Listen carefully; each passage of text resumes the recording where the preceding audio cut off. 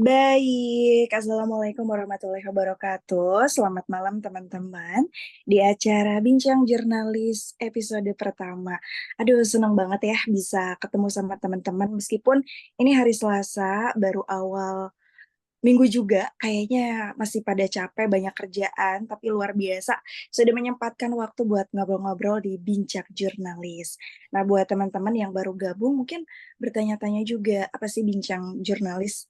Jadi gini teman-teman, kebetulan aku itu bikin beberapa event kegiatan diskusi ya. Yang pertama sempat bikin juga dari namanya tamu sejarah.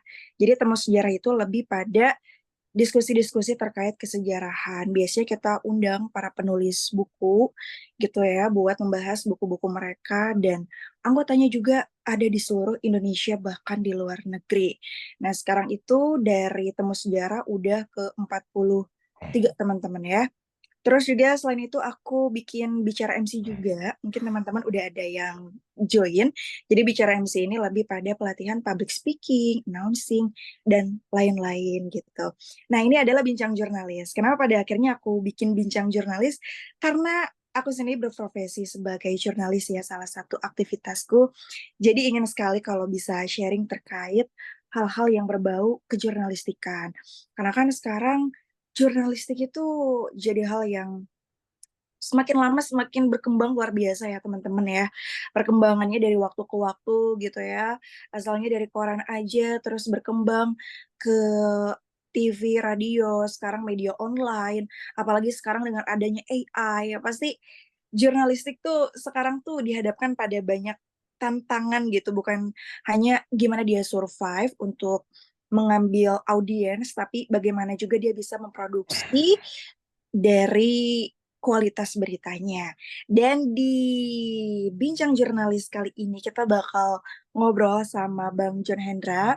Beliau adalah seorang jurnalis senior dan sekarang juga tercatat sebagai mahasiswa S3 Program Doktor Ilmu Sosial di Pasca Sarjana Unpas. Luar biasa ya.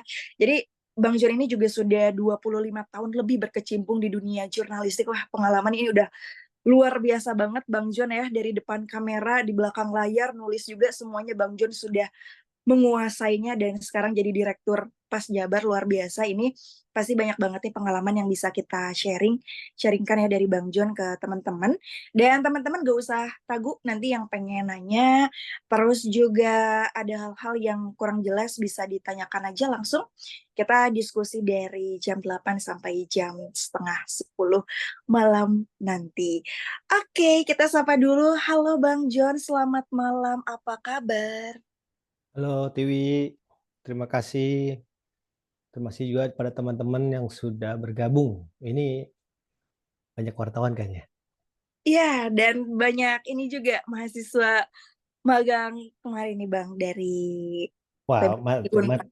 Mm-mm. materinya sama mau Unpas. Mm-mm. Tapi nggak apa-apa, nanti bisa explore lebih lanjut ya sama teman-teman juga. Ya makasih ya buat teman-teman yang udah bergabung. Tapi di sini juga ada beberapa teman lainnya dari media. Tadi ada dari media hukum juga, terus ada Kompasiana juga, ada dari umum juga. Jadi audiensnya lumayan beragam begitu. Silakan Bang John untuk memaparkan materinya. Oke, terima kasih ya. Assalamualaikum warahmatullahi wabarakatuh. Waalaikumsalam. Baik, teman-teman. Terima kasih. Ini edisi pertama ya, Wi ya. Betul Bang, ini perdana. Ini perdana ya. Ya, semoga acara apa ini? Bincang jurnalis terus bagus ya, bermanfaat ya. Sudah belum ininya, Wi? Sudah aman Bang, terlihat dengan jelas. Oke, terima kasih semuanya. Saya mau mulai aja langsung ya. Pertama, saya perkenalkan dulu ya. Tapi saya sebenarnya ingin kenal juga sama teman-teman ya. Tapi kalau teman-teman Unpas kayaknya sudah tahu saya ya. Kemarin juga sudah saya berkali-kali bawakan materi di Unpas untuk pelatihan jurnalistik. Nah, jadi yang perlu teman-teman kuasain ini kalau ini kan temanya tadi temanya itu tentang apa sih Wi? tentang jurnalis berkualitas ya. Jadi Oke, berita instan, etika mm, bertahan. Nah, mm, kira-kira seperti itulah ya di tengah-tengah era digitalisasi. Tapi apakah kita media masih tetap bisa move on gitu kan? Seperti itulah ya kira-kira ya, betul. tanpa menghilangkan etika gitu kan? Karena kita tahu ya kebebasan di media sosial saat ini gitu ya. Tapi sebelum itu saya ingin itu dulu aja. Kalau saya bikin temanya tadi saya buat tadi ini. Ini jurnalis berkualitas mengembalikan kepercayaan kepercayaan pers gitu loh. Artinya di tengah-tengah kepercayaan masyarakat yang sudah sekarang gandrung pada media sosial, kita sebenarnya mampu mengembalikan lagi kepercayaan kepada masyarakat.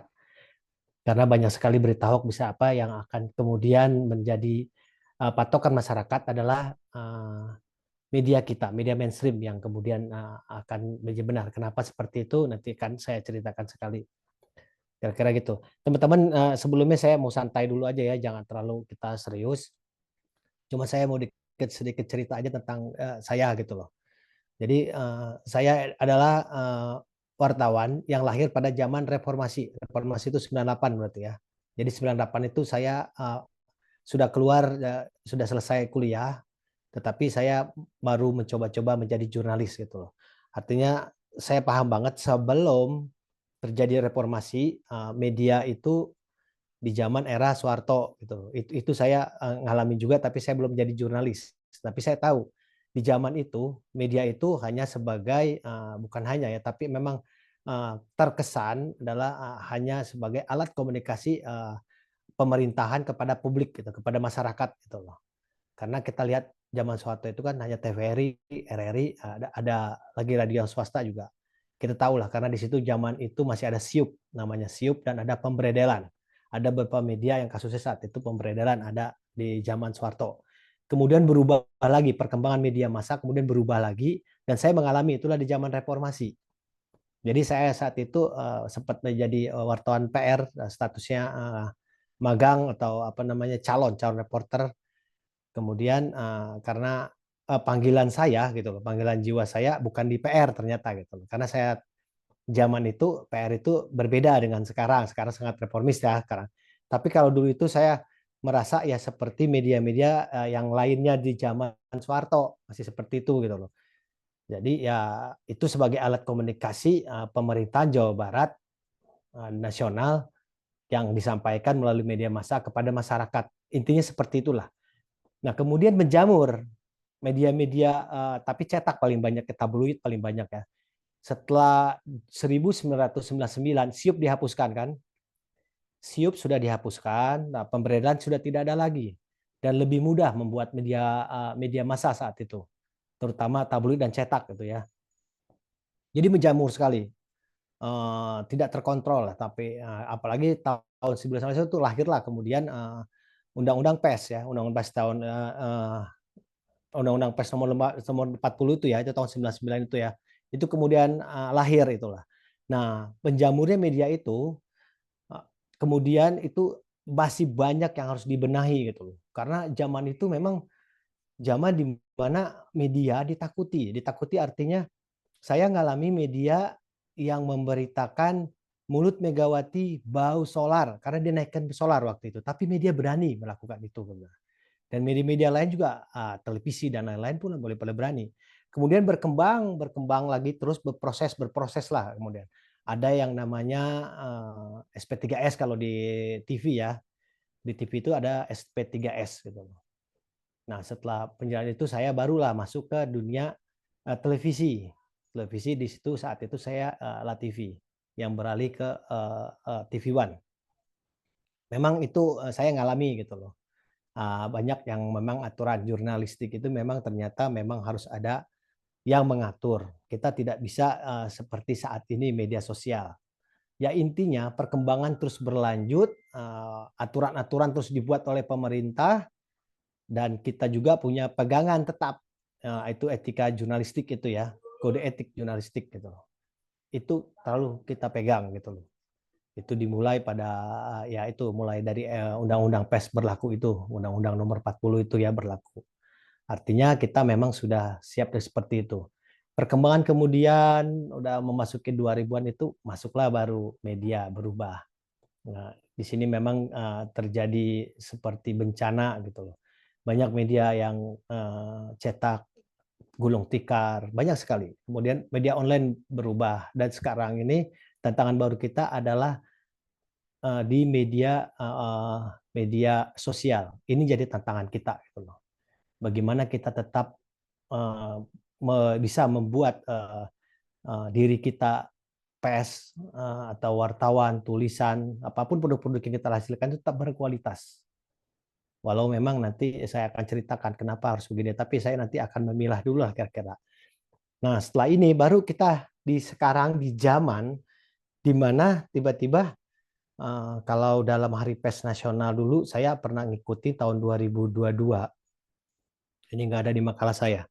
Seingat saya itu dirjen juru bicara Kominfo itu menyatakan kalau di tahun 2002, kalau saat 2002 itu kan ada COVID kan, pengguna media sosial itu sangat banyak, meningkat sampai 50 sampai 60%. Dan 20% itu tuh orang yang senang pada berita-berita yang hoax yang kayak gitulah. Dan itu menjadi ituan mereka. Memang media sosial tidak selamanya seperti itu, tapi kalau kita bicara karya Indonesia kan berarti kan berita, informasi yang kita beritukan. Nah, itu sangat bagus sekali, melanjak sekali lah pokoknya pada saat itulah. Nah, di situ dinyatakan Kemeninfo, dia mengutip juga pemerintahan dan lain-lain, mereka mengharapkan pilar terdepan yang menenangkan itu semua adalah keberadaan jurnalistik itu di Hari Pers Nasional. Artinya kita memang harus seperti itu gitu loh. Kita harus tidak bisa diam saja dengan era digitalisasi ini, kita tidak bisa ya begitu. Kita harus melawan itu gitu loh. Walaupun nanti saya akan membedakan kehebatan itu dan itu gitu loh. Tapi nanti perbedaannya akan berbeda gitu loh. Cuman saja memang kalau kita jurnalistik tuh kita punya rambu-rambu, sementara mereka kan tidak ada kecuali undang-undang IT yang membatasi mereka nanti di undang-undang IT gitu. Oke, langsung saya ke pembahasan aja ya. Ya yang perlu kita ketahui dulu dimulai itu kita akan ini dulu.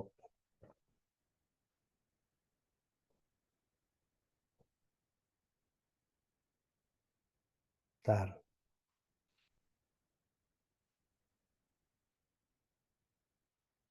Hilang ya. Wih.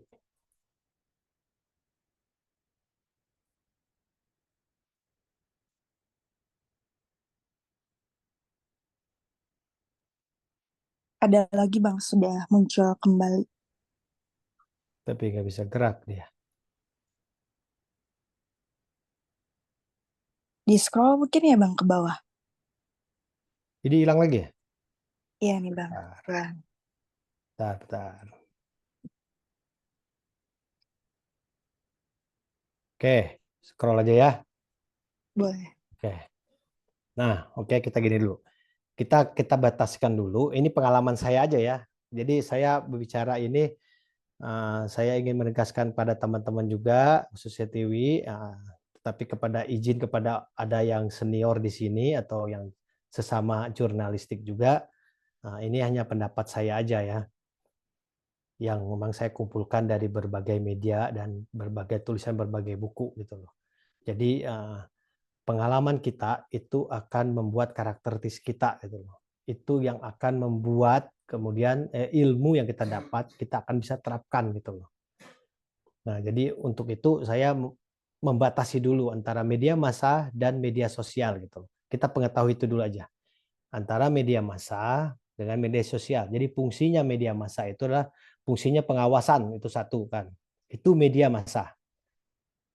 Ya itu media massa dari Anda selalu baca doa ya. Kedua itu fungsinya informasi. Udah jelas lah ya. Kita memberikan informasi gitu kepada masyarakat dan itu untuk publik. Tujuannya untuk publik. Jadi apapun yang kita lakukan itu tujuannya untuk publik. Itu kita pegang kalau sebagai media gitu loh. Kemudian ada fungsi ketiga itu fungsi interpretasi. Ini menginterpretasikan dan oleh seluruh pengetahuan yang diketahui oleh manusia. Lalu empatnya itu adalah fungsi transisi nilai. Dan kelimanya itu fungsi pendidikan. Kalau saya dari semua fungsi ini, saya lebih senang ke fungsi pendidikan. Yang keenam, ada fungsi hiburan.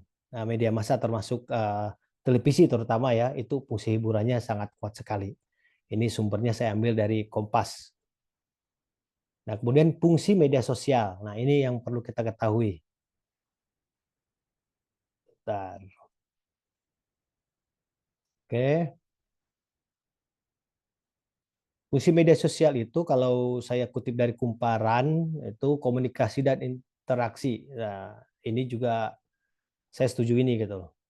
Fungsinya utamanya dari media sosial adalah memungkinkan pengguna atau berkomunikasi interaksi langsung dengan orang lain. Ya, kita lihat ya, kalau kita suka bermain medsos, kita kan bisa langsung apapun yang kita upload, yang apa, kemudian follower kita itu pasti mengikuti itu gitu loh. Lalu memperluas jaringan sosial media, berteman kita akan banyak gitu. Lewat siapapun, bahkan di luar negeri kita bisa berhubungan karena media sosial. Fungsi pemasaran promosi, ini jelas ya, tapi di media kita juga sama, iklan-iklan itu fungsinya seperti ini. Jadi yang tadi saya itu kan itu sekitar itu sepintas saja, tetapi memang banyak fungsi-fungsi lainnya gitu loh. Kemudian fungsi hiburan udah jelas lah itu ya. Terus kemudian sumber informasi. Nah, tapi gini, media sosial dapat menjadi sumber informasi yang penting bagi pengguna. Pengguna dapat mengakses berita, informasi tentang peristiwa terbaru. Nah, ini media sosial, kekuatan mereka saya rasa di sini yang paling kuat gitu loh. Selain juga di pemasaran. Kalau di media sosial pemasaran itu menjual apapun kan bebas. Karena terakhir ada diskusi tentang apa pajak dengan orang pajak, saya itu mereka belum paham bagaimana orang-orang yang berjual media sosial kena pajak gitu. Ini fungsinya bagus lagi, tapi informasi ini yang menjadi kalau dalam jurnalistik dan wartawan kita bekerja itu, kita saingannya sekarang itu bukan sesama wartawan lagi. Kalau di zaman sebelum digital itu, antara saya dengan teman-teman media lain, karena saya juga sekarang masih di kontributor TV One, saya dengan Metro TV, teman saya di lapangan, itu berebut cepat-cepat ke TKP, cepat-cepat membuat berita, cepat-cepat mengirim berita ke redaksi, gitu loh, agar tayang duluan, gitu loh. Nah saat ini itu berbeda. Saat ini yang saingan kita adalah netizen atau orang-orang kreator konten itu yang saingan kita gitu loh. Dan kadang-kadang saya rasakan itu justru kita lebih dulu mereka. Artinya begini, viral dulu baru kita gitu loh. Ada ribut dulu di media sosial, ada isu-isu dari media sosial yang kemudian diteruskan karena perintah redaksi ya pasti ya, diteruskan oleh kita untuk memfollow up berita yang viral itu. Nah, kadang-kadang seperti itu. Jadi memang kita mulai ketinggalan dari situ, dari segi kecepatan sumber informasi kita. Tapi nanti akan berbeda saat kita terus. Nah, ini perbedaannya nih. Ini perbedaan media sosialnya. Media massa dan media sosial nih, cara orang mengaksesnya. Satu, perbedaan media massa dan media sosial yang pertama berkaitan dengan cara audien mengakses media tersebut. Media massa adalah platform seperti televisi, radio, surat kabar, majalah online, dan lain-lain. Untuk menikmatinya itu kan kita jelas ya, orang-orang masyarakat tuh perlu ada fisik yang harus dibeli, TV harus dibeli, udah pastikan, koran harus dibeli gitu loh. Nah, terus ada produk konten melalui media massa memiliki biaya yang mahal, melibatkan proses panjang seperti menulis, mencetak, dan menyiarkan. Kalau seperti saya kontributor itu kan ke lokasi, bawa kamera, setelah bawa kamera ambil gambar, setelah itu kita masukkan ke laptop lagi untuk mengedit gambarnya, lalu kita kirim baru ke sana. Sementara orang-orang media sosial kan cukup HP, tapi sekarang teman-teman TV sekarang juga pakai HP pun bisa gitu loh. Tapi tetap kita proses tetap harus menulis dulu, menyusun dulu, menulis beritanya dulu, menyusun beritanya dulu, lalu baru kita gambarnya juga kita harus sudah dibentuk file-file yang kemudian memudahkan editor gitu. Nah, sementara di media sosial itu kan mudah, handphone upload langsung jadi. mereka pasti mungkin lebih cepat dari kita. Kadang-kadang kita juga terjebak sama berita-berita dari media sosial yang kemudian kita follow up gitu loh. Itu sebenarnya hal-hal yang mendukung media mainstream itu makin menunjukkan kita kekalahannya pada media sosial gitu. Nah, media sosial dapat digunakan dengan mudah, gratis ya. Udah jelas kalau tadi kan TV, koran harus beli, harus pakai uang. Kalau media sosial itu udah jelas, yang penting kita punya WiFi. Nah, sekarang punya paket kayak gitu udah sangat jelas sekali lah itu. Nah, siapa yang mengontrol kontennya? Konten-konten yang ada di media massa oleh jurnalis, editor, produser mengikuti aturan ketat. Loh, kita pasti yang kita layangkan ke redaksi, yang kita tulis di redaksi berita kita kan belum tentu tayang karena masih ada kode-kode itu. Karena media massa dianggap terpercaya waktu saat ini gitu loh. Kita tuh sebagai apa namanya pembukti bahwa kalau ada hoax itu di media mainstream lah yang kemudian nanti yang membenarkan. Nah, sementara di media sosial semua orang bisa melakukan pembuatan konten. Siapapun bisa. Bahkan sekarang anak-anak udah kelas SMP pun SD pun mungkin sudah bisa melakukan media sosial itu. Dan itu memang walaupun belum terjadi, tetapi biasanya dia lebih cepat karena dengan teknologi saat ini gitu. Nah, artinya dia bebas, berbeda dengan kita yang punya kode etik, yang kita selalu harus berimbang, kita selalu akurat gitu loh, memilih narasumber. Kalau contohnya kan orang pembuat konten datang ke lokasi, kemudian dia merekam gambar itu di-upload tanpa harus ada lagi narasumber, tanpa harus ada lagi penjelasan dari pihak-pihak yang terkait yang membuktikan bahwa ini kejadian seperti apa. Nah, mereka sebenarnya kalau untuk media sosial itu langsung mereka bikin caption yang ada di pikiran mereka. Itu seperti itu. Dan mereka tidak ada yang mengecek lagi setelah itu karena diri dia. Ini jadi tantangan juga sih. Terus cara berkomunikasi dengan audiens. Kalau media massa itu satu arah. Jadi kita menyampaikan pesan, pesan yang kita buat berita dari siapapun, dari kepala daerah atau apapun, itu sifatnya ya searah aja. Kalian mau lihat media ya tidak ada interaksi. Kecuali ada beberapa media televisi atau radio yang ada boleh nelpon atau apa audiennya gitu loh. Tapi yang disuguhkan dalam sebuah pemberitaan yang dikemas dalam sebuah program, dalam sebuah rubrik kalau di koran itu atau di radio itu ya berita yang dilakukan itu yang diserahkan kepada diinformasikan kepada masyarakat itu searah sifatnya gitu loh.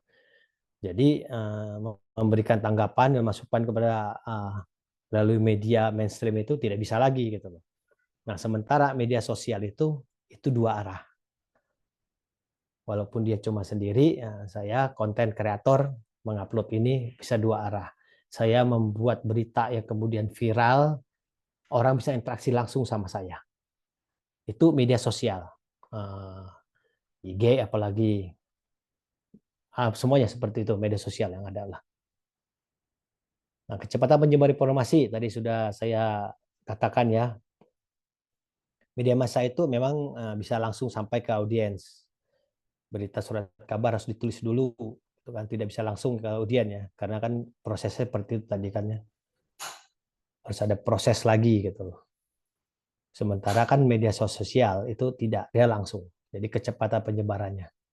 Terus siapa yang bisa dijangkau? Oke, media massa sering menjangkau banyak orang sekaligus, tapi mereka biasanya menyasar kelompok tertentu. Misalnya, majalah bisnis dibaca oleh pengusaha, pelaku bisnis. Sementara stasiun TV anak-anak fokus pada TV anak-anak. Kalau pas jabat itu kan udah jelas ya, yang saya pimpin itu sasarannya kepada pendidikan, orang-orang berpendidikan. Kalaupun pemerintah ada Disdik, ada Menteri Pendidikan mungkin atau kepada khususnya kepada Universitas Pasundan atau keluarga Pasundan seperti itu. Nah, sementara media sosial menjangkau lebih banyak orang dan lebih fleksibel. Mereka bisa sampai ke luar negeri bahkan dilihat kalau kontennya bagus gitu. Jadi target mereka itu tergantung dari algoritma media sosialnya gitu loh. Jadi kalau kita makin banyak follower, makin banyak itu, oh dia lebih bagus, lebih banyak pembacanya. Sementara kan media-media lokal, mainstream yang lokal itu pasti akan tertentu, apalagi dengan pembatasan siaran gitu. Tapi dengan sekarang ini pakai TV digital kita bisa mampu sih, cuman ya terbatas tetap saja. Nah, untuk iklan itu, produk kecantikan Instagram bisa diarahkan hanya ke perempuan usia tuh. Mereka jadi memiliki itu gitu loh. Ini kita harus tahu semua itu dulu. Nah, cara mengukur dampaknya, begini. Dampak media sosial hanya bisa diukur dengan cara tradisional, seperti jumlah oplah koran. Kita kan lihat kan itu kan, kalau koran lakunya berapa gitu. Oplahnya udah kelihatan karena mencetak 1.000 yang laku 500 itu udah kelihatan kan gitu kan. Kalau TV itu dari ratingnya gitu loh. Nah, itu udah kelihatan juga. Memang YouTube juga kelihatan sih ada viewernya, ada jumlahnya gitu gitu. Tapi bukan masalah pengikut atau viewernya. Dia bisa diakses oleh siapapun gitu yang kemudian. Nah, jadi dampaknya jelas ya, banyak like, banyak apa, dan muncul secara lifetime mereka. Kalau kita kan harus lihat dulu hasil jumlah koran kayak gitu. Itu dapat kelihatan. Jadi semakin besar orang di like, orang diapakan, jadi viral, bisa jadi viral gitu. Sementara jarang sekali kalau di media mainstream itu jadi viral, jadi apa gitu loh. Kalaupun ada, itu hanya pembenaran dari suatu peristiwa. Saat ini terjadi seperti itu kira-kira. Nah, tapi ada perbedaan yang paling jelas ini ya. Media sosial tidak memiliki izin dan legalitas, termasuk wartawan atau netizennya. Berbeda dengan kita. Ini kekuatan kita gitu loh. Karena kita tuh dibekali oleh, dan media-media kita itu jelas ada izin dan legalitas ya. Jadi teman-teman nanti yang ke depan yang punya media online yang cepat-cepatlah usaha untuk verifikasi. Kalau kalian juga punya media online tidak terverifikasi Dewan Pers, tidak ikut dalam organisasi cyber media, itu masuknya nanti ke seperti netizen aja gitu loh. Online-online yang lain, atau bisa dibilang media-media liar gitu loh. Nah, itu yang membedakannya loh gitu. Jadi kalau kita di wartawan, ke bawah ke wartawan, kalau saya punya bekal saya dari TV One, saya dari Pas Jabar, saya dari Kompas gitu. Itu udah jelas gitu loh. Dan kita punya hak mengambil gambar atau apa gitu. Kalau netizen itu tidak. Karena mereka tidak berizin, bukan media yang benar-benar menjadi, tapi itu bisa dinikmati oleh masyarakat, masalahnya kan seperti itu. Nah, mereka itu sebenarnya diatur oleh undang-undang IT. Jadi hati-hati juga kepada teman-teman yang konten kreator, yang suka bikin-bikin konten, mengambil gambar tidak bisa sembarangan saat ini gitu loh. Itu pelajari juga IT, cuman ranah saya bukan ke bagian IT. Nah, tentang jurnalistik di era digital. Jadi yang kita perlu ketahui itu media sosial lebih diminati publik. Ya tadi ya yang dikatakan oleh pihak Kemenkominfo itu ya, sudah 60% meningkat dari sebelumnya, sebelum zaman COVID gitu. Dan sekarang semakin meningkat mereka. Mungkin saja sampai juga 60% orang Indonesia itu menikmati media sosial gitu loh. YouTube dan lain-lain.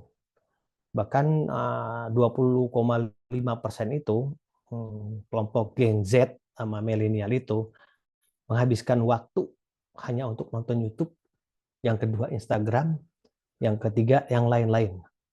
Ada yang Facebook, ada yang Twitter, ada yang apa gitu loh. Kenapa? Karena media sosial itu tadi cepat. Dia bisa interaksi langsung, bisa mengapresiasikan pemilik akun. Jadi kalau di TikTok kan ada yang merasa pinginnya apa. Penyanyi-penyanyi sekarang kan bisa tidak perlu lagi masuk daftar rekaman dalam apa gitu. Dan itu dinikmati oleh orang-orang zaman sekarang, Gen Z dan milenial itu. Penunjang bisnis, berdagang. Saya kalau mau beli baju nih, di baju Indonesia, kan kalau asli itu kan 1 juta lebih. Gitu. Tapi ada juga yang kualitasnya bagus, yang kemudian saya hanya beli 300.000 gitu misalkan. Ya nggak tahu gimana ceritanya gitu seperti itu. Tapi berbisnis di media sosial itu banyak yang melakukan itu gitu loh. Dan itu menjamur. Pedagang-pedagang itu punya toko, tapi dia juga membuat konten live langsung di TikTok itu menjual barang-barangnya dan itu laku keras. Jadi saya ketemu dari orang jualan toko raja sepatu olahraga gitu. Yang datang ke toko dia itu sehari itu tidak sampai 10% orang yang membeli dari TikTok dan Instagramnya gitu. Nah, itu kemudian itu. Jadi memang bisnis, jadi penunjang bisnis media sosial itu. Kemudian penyalur kreativitas. Orang yang menyanyi itu bisa melakukannya di situ. Orang yang bisa apapun, punya kreatif apapun bisa melakukannya. Yang sulap, yang apa itu. Itu bisa dan secara gratis. Dilakukan secara gratis. Tempat dimanapun bisa lokasinya. Itu sangat menunjang sekali media sosial. Seperti itu. Konten kreator lebih fleksibel hidupnya. Lebih mudah bahkan mencari jodoh. Ada seperti itu. Mencari jodoh lewat media sosial. Nah, kemudian ini media massa. Nah, kalau media massa aktual dan faktual udah jelas, kecepatan udah pasti ya yang terjadi itu. Lalu kita harus objektif. Berbeda tadi, mereka tidak objektif. Kalaupun ada media-media sosial seperti IG itu IG-nya punya media massa, seperti TV One punya YouTube sendiri, ya jelas pasti ngikut ini gitu loh. Tapi di luar dari pemiliknya media massa gitu loh. Orang-orang netizen yang seperti itulah gitu loh. Nah, kita itu harus objektif, akurat, berimbang, memiliki narasumber dan mentaati kode etik jurnalistik. Itu kelebihan kita gitu loh. Jadi kelebihan kita ini kemudian kalau pendapat saya, tapi nanti terserah teman-teman pendapat seperti apa, kita diskusi aja. Inilah yang kemudian menjadi kekuatan kita. Kalau kita memberikan sesuatu itu dengan cara ini, aktual, faktual, objektif, akurat, berimbang, memiliki narasumber yang kompeten, dan taat kode etik jurnalistik, maka kita bisa memberikan informasi kepada publik yang lebih hebat gitu loh, yang lebih bisa dipercaya daripada isu-isu yang memang hanya sekedar kalau mobil ada orang kejadian perkelahian, dia hanya ngarut terjadi perkelahian di jalan apa gitu, cuman itu kita tidak akan mengetahui bahwa perkelahian itu dipicu oleh apa gitu. Nah, tapi di kita seorang wartawan harus memberikan ini semua, harus menginformasikan itu semua bahwa kejadiannya bukan cuma kejadian, bahwa kejadian itu dipicu oleh masalah perebutan lahan, seakan-akan parkir. Kemudian keduanya pelaku yang mereka itu sudah ditangkap polisi. Kan beres, kita lebih kuat gitu loh. Nah, ini untuk selanjutnya tentang rambu-rambu kita gitu loh. Tapi yang pasti begini, kalau saya ngelihat baik pemerintah dan orang-orang narasumber-narasumber kita itu saat ini memang mereka juga menikmati. Bahkan kita juga menikmati yang namanya media sosial. Terus apakah kita harus move on dengan itu semua? Sebenarnya teknologi tidak akan bisa kita lawan gitu loh. Bahkan kita yang mengikuti teknologi zaman saat ini yang saya lihat itu loh. Mau tidak mau manusia harus mengikuti teknologi. Nah, jadi keberadaan media sosial itu tidak menjadi juga persaingan dengan kita gitu loh. Karena itu tergantung dari kreatif kita gitu loh. Yang saya dikatakan tadi, karena kita punya rambu-rambu, mereka tidak gitu loh. Mereka bisa begini, kita juga bisa begini gitu loh.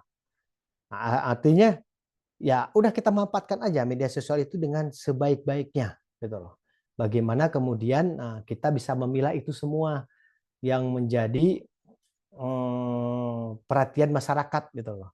Jadi kalau memang media sosial itu memang mempunyai power, kita lah yang melanjutkan info-info dari media sosial. Contoh kasus begini, kasus Vina yang baru Cirebon itu ya, kan media kita belum melakukan pemberitaan itu gitu loh. Dan itu berita lama gitu loh. Berita lama itu muncul karena ada sebuah film dan viral di mana-mana gitu loh. Setelah viral, barulah media mainstream seperti kita ikut melakukan itu. Karena waktu viralnya itu kan masyarakat kasihan mendapat informasi begini, itu salah semua awal-awal gitu. Sampai begini.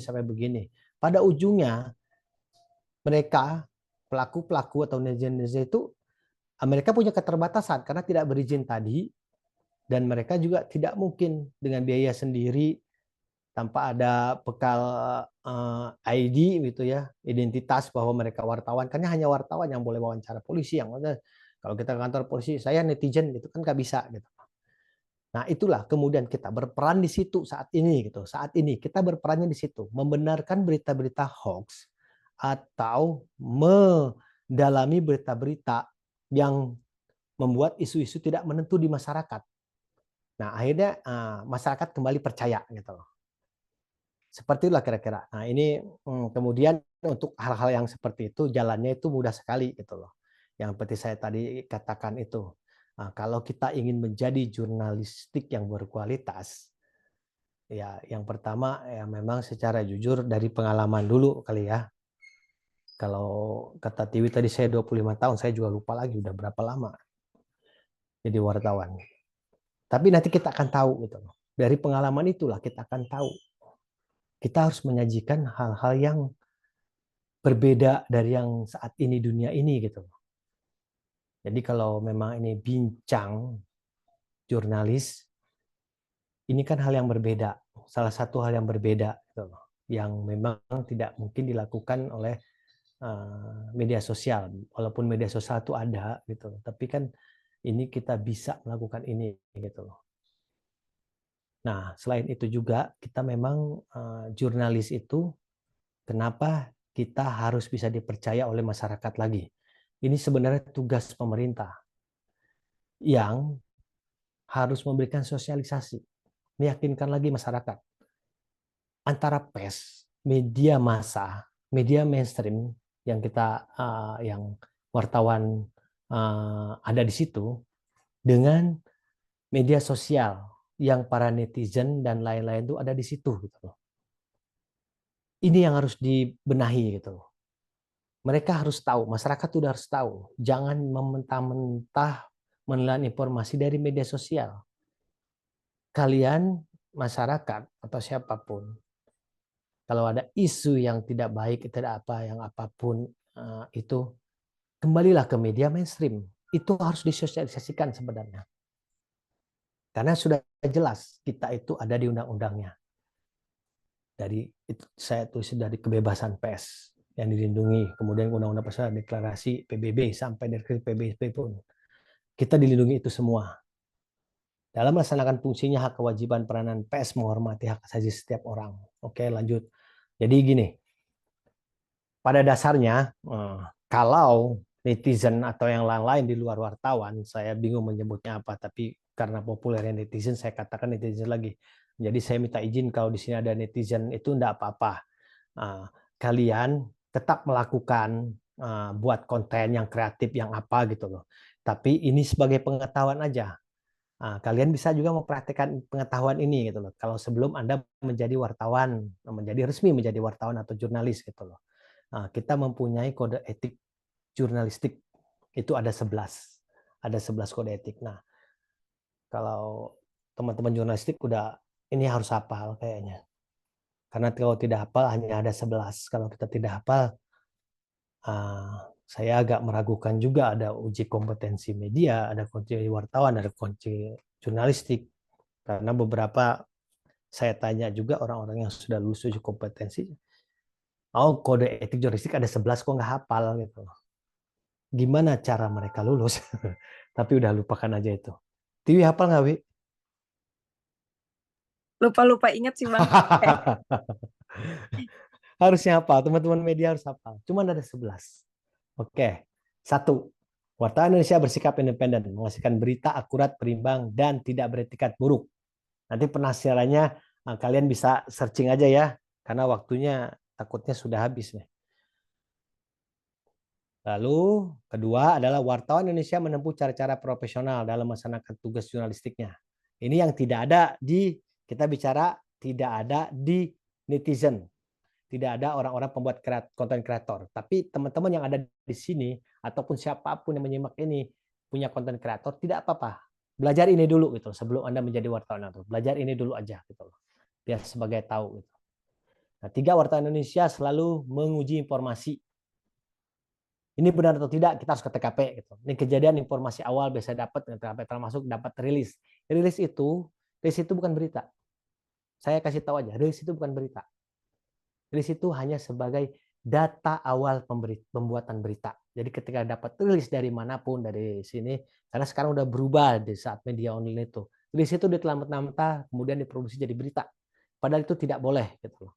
Rilis itu begitu rilis bahwa kondisi di Kota Bandung aman, itu rilisnya Polrestabes atau gimana gitu loh.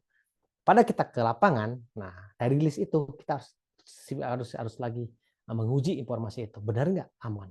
Ternyata masih ada kejadian enggak gitu. Makanya ini teman-teman media yang harus tahu bahwa rilis itu adalah data awal. Pemberitaan secara berimbang, udah jelas kalau berimbang ya. Jadi ada dua narasumber yang balance. Kalau ada ini ada apa namanya kasus pidana atau kasus apa korban juga pelaku juga harus ditampilkan bersamaan. Tidak mencampurkan fakta dan opini yang menghakimi. Ya, kadang-kadang kalau memang kecuali artikel kayak gitu, wartawan tidak boleh menghakimi, bahkan tersangka pun kita tidak boleh menyebut langsung dia pelaku. Kadang-kadang kita lupa ada kata-kata pelaku. Pelaku itu sudah menyatakan dialah pelakunya. Harusnya terduga atau tersangka. Itu kata-kata yang seperti itu harus disosialisasikan lagi. Nah, saya sudah minta ini ke IJTI, ke teman-teman PWI, kata saya. Untuk masalah kata-kata itu kita belajar lagi deh sebelum uji kompetensi kita ada lagi. Gitu loh. Yang seperti itu harus diterapkan. Karena banyak sekarang adalah pelaku sudah diamankan.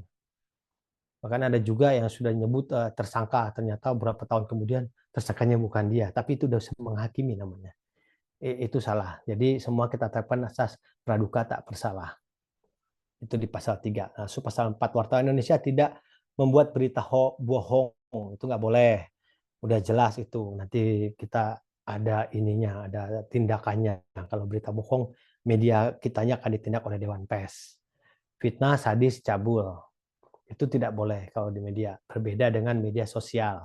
Media sosial masih bebas sekali, terutama TikTok kayak gitu. Itu mereka masih boleh. Walaupun sekarang memang beberapa kayak perkembangan media sosialnya IG itu sudah di-ban kalau misalnya sadis itu di-ban. Karena TikTok saya itu di-ban karena memberitakan fitnah katanya. Karena kena cyberbullying.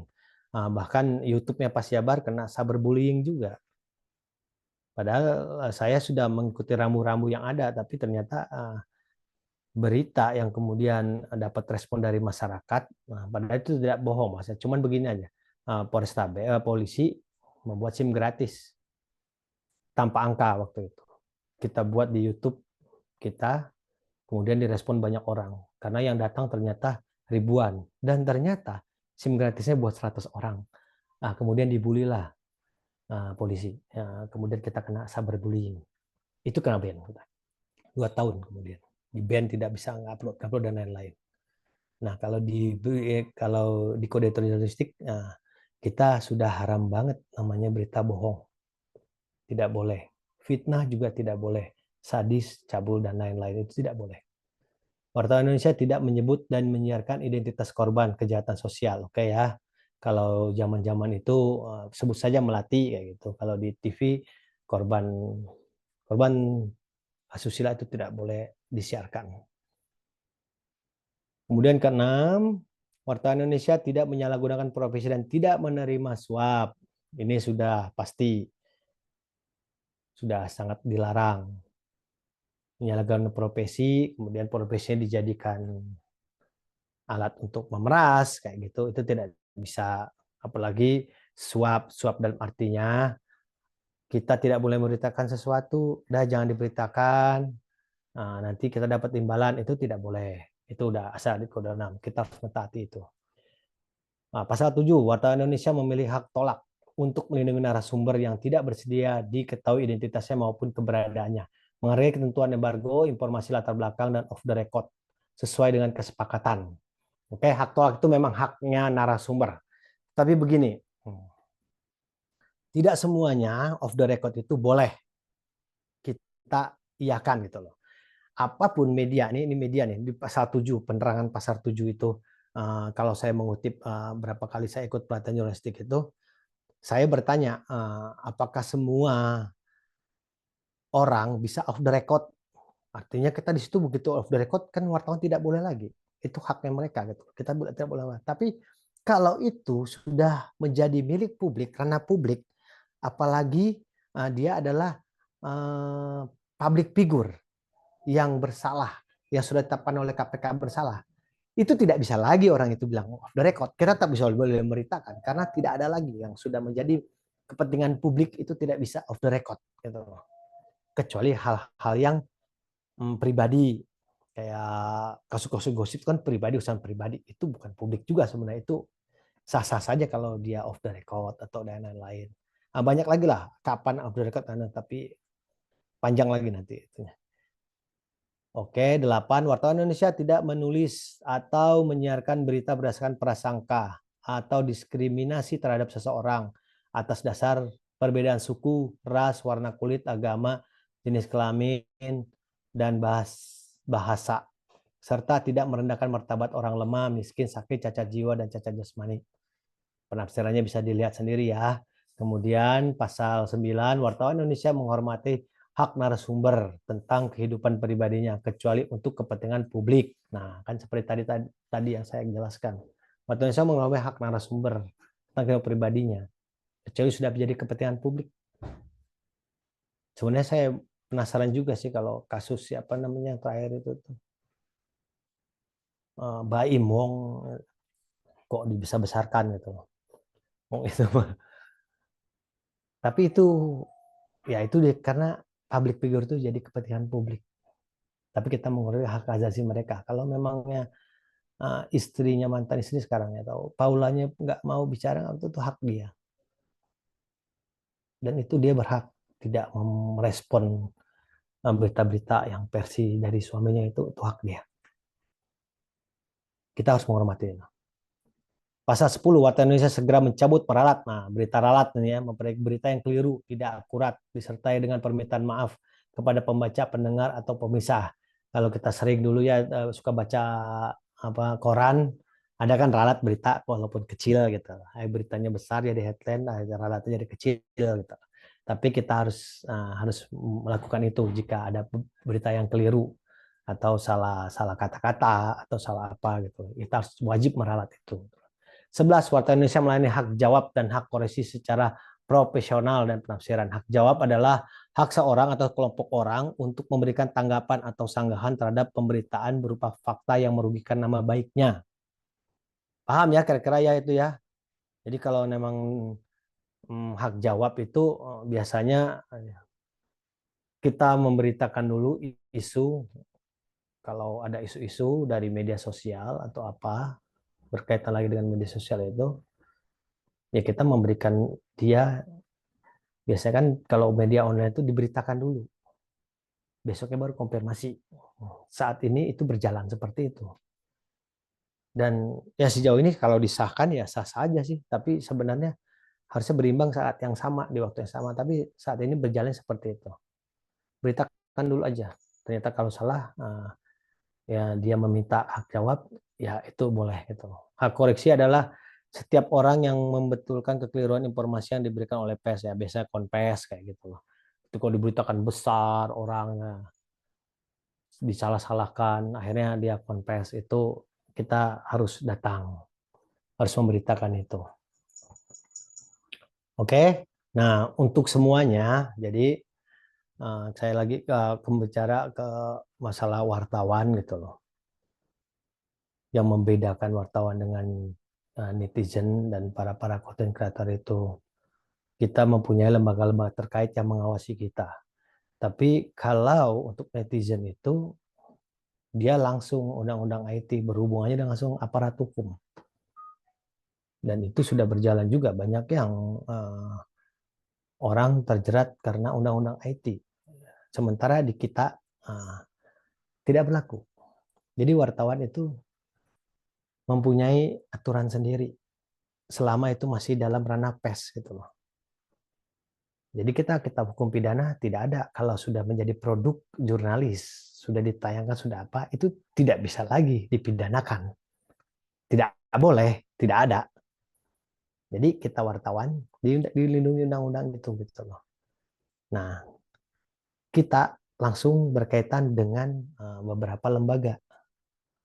Nah, Dewan Pers namanya. Kalau sudah menjadi produk sebuah berita, kita bertanggung jawab ke Dewan Pers. Nah, kalau untuk televisi ada KPI namanya. Dan di situ juga di KPI itu juga dia mengawasi, kalau di televisi itu ada pedoman perilaku penyiaran, ada standar program siaran. Itu yang mengawasi kita. KPI itu berarti ada komisaris dan orang-orang yang menjadi pengawas kita. Jadi kalau udah produk jadi sebuah berita, yang berhak itu ke sini. Jadi warga masyarakat, siapapun, teman-teman yang di sini juga, kalau komplain berita itu ke Dewan Pers, bukan ke polisi. Kita tidak bisa dipidana kalau sudah menjadi produk berita. Nah, ini organisasi wartawan. Nah, organisasi wartawan itu ya jelas lah ya adanya gitu loh. Zaman dulu kan SIUP, zaman Soeharto sebelum masih ada SIUP, sebelum ada undang-undang pers itu hanya PWI. Sekarang sudah banyak, ada IJT, ada AJ, ada FPI gitu loh. Terus jaringan media cyber yang diakui itu ini sekarang tuh JMSI. Kalau pas Jabar itu masuknya ke JMSI. Ada juga SMSI, ada MSI, ada PRSSNI kalau untuk radio. Terus ada juga asosiasi TV swasta dan lain-lain. Ini yang diakui oleh Dewan Pers yang bisa dicatat. Aduh. Oke, nah kira-kira seperti itulah kira-kira gambarannya gitu loh. Nah, intinya kesimpulannya begini. Apa yang kita lakukan untuk bersaing dengan media sosial, tapi kita tetap beretika. Seperti temanya itu loh. Ya harus kita lakukan itu adalah tingkatkan kualitas diri kita. Itu banyak sekali lah. Kalau sekarang itu kan banyak ada uji kompetensi kalau wartawan ya. Kalau orang-orang konten kreator pun bisa melakukan itu. Karena ada beberapa juga EJTI juga kerjasama dengan media-media kampus itu bisa melakukan uji kompetensi. Itu untuk membuat tingkat kualitas jurnalistik kita. Kenapa? Kalau kita meningkatkan kualitas jurnalistik kita dengan pengalaman kita, dengan ilmu kita, dengan kita mentaati kode etik, dengan kita mengetahui ini dilarang, ini nggak boleh mengambil gambar sembarangan, ibu-ibu lagi marah-marah kita pirakan itu, ya, kita tahu, maka kita akan memberikan informasi yang berkualitas kepada masyarakat. Yang jelas impact-nya akan positif pastinya.